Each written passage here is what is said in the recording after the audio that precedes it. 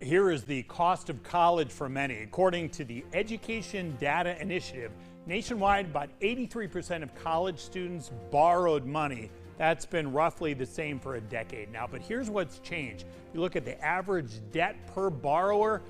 Last year was $37,000 plus, but a decade earlier, it was $23,000 plus. Big change.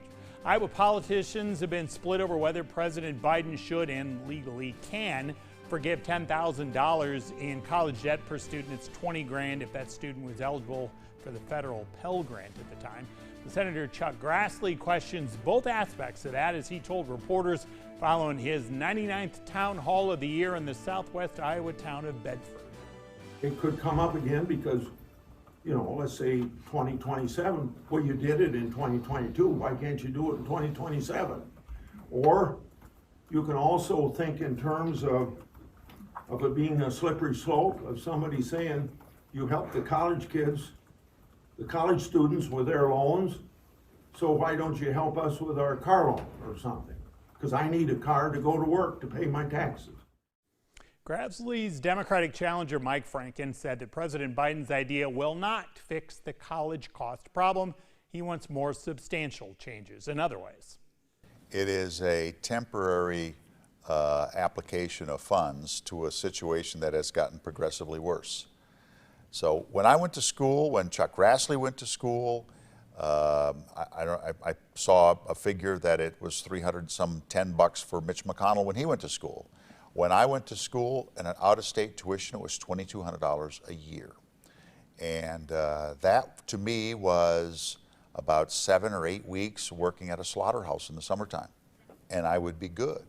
And consequently, when I finished college, a mere 2 years later, I bought my first house. That was then. Today, that's not possible. Now, states supply less of a funding stream to state-supported universities. The wage scale has not been supportive of those on those types of jobs. Certainly, the minimum wage in Iowa is deplorable, hardly even mentionable as a baseline anymore. The cost of education has gone up. Many things in the educational experience today are add-ins to entice students to come to universities that don't necessarily add to the educational opportunity. But add to the cost? That add to the cost. So there's a number of things that must be applied. We should not put an interest payment associated with loans, associated with education. And the price of Pell Grants or the availability of funds to Pell Grants needs to go up drastically.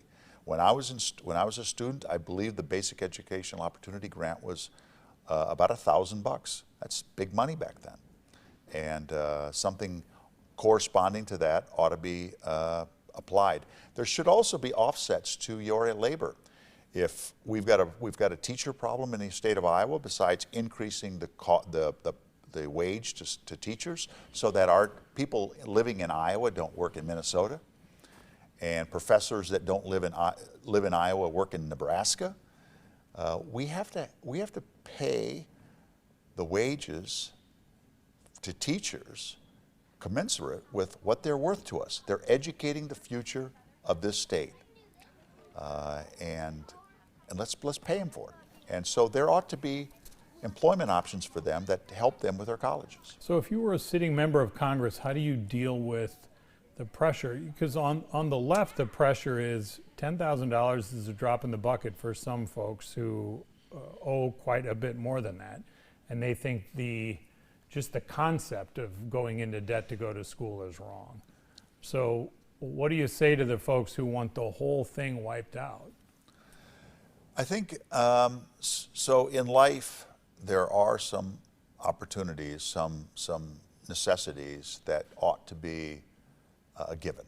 Clean air, safe food supply, safety in civil society, the opportunity for an education, the platform, the plateau. Regarding apprenticeships and junior colleges, I would make that free. Higher education, I think there ought to be a cost associated with it, but that cost ought to be something that's easily repaid or paid for in stride. because it's not for everyone, but it is something that should be afforded to those who have the skills and the life's ambition to make that happen. All right, not to put words in your mouth, but I'm going to put words in your mouth here. Sure. So are you of the belief that you should have some skin in the game, as the saying goes, Yes. but not too much skin? Yes, it should be. So most of the debt that's held by education today are people that paid for graduate school or professional education. And that's an ante to what is a career path. Now it's inordinately high. Let's make it something that is a reason to not keep people from going into that career path. But it is a price of admission for those that want to strive to that higher income level. Coming up next, putting mom on the resume.